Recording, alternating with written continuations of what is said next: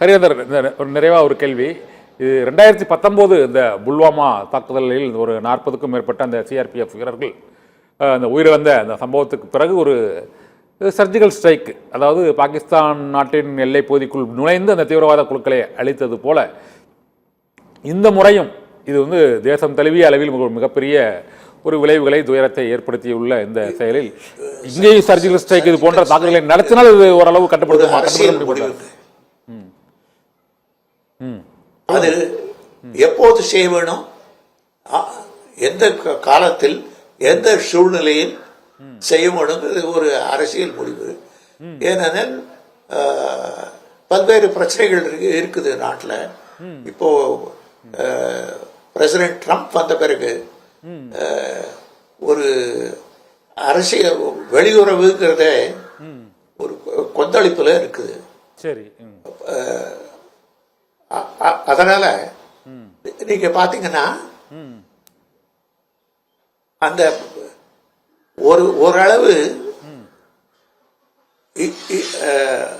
US China உறவு மற்றும் Russia தொடர்ந்த உக்ரைனில் நடத்தும் போர் மற்றும் இஸ்ரேல்ல இந்த மாதிரி காசா போர் தொடர்ந்து நிகழ்வது மற்றும் அமெரிக்கா வந்து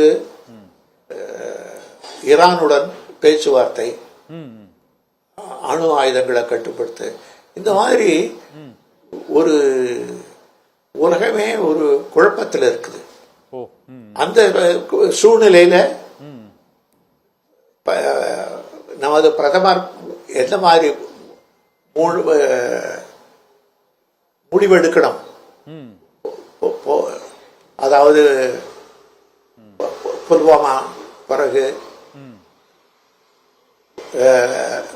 விமானப்படையை ஏவி தாக்குதல் நடத்துறது, அந்த மாதிரி செய்யலாமா? என்னை கேட்டாக்க நாம அது முடிந்த உடனே அந்த தாக்குதல் 28 பேர் செத்த பிறகு சில மணி நேரங்களில் அந்த முடிவு எடுத்துட்டாங்க. அந்த தாக்குதல்களை எல்லையோரம் உள்ள எல்லா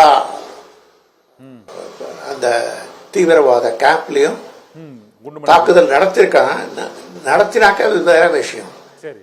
இது முடிந்த பிறகு அதெல்லாம் நீங்க வந்து டிலே பண்ணி பண்றது, அந்த மாதிரி எனக்கு அரசியல் முடிவு தான் அது.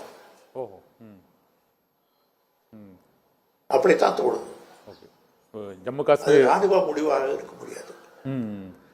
இந்த ஜம்மு காஷ்மீர் பிரச்சனைக்கு ராணுவ ரீதியான தீர்வை வந்து காணுவது வந்து அவ்வளவு உசிதமில்லை. அரசியல் ரீதியான தீர்வை காட்ட வேண்டும்.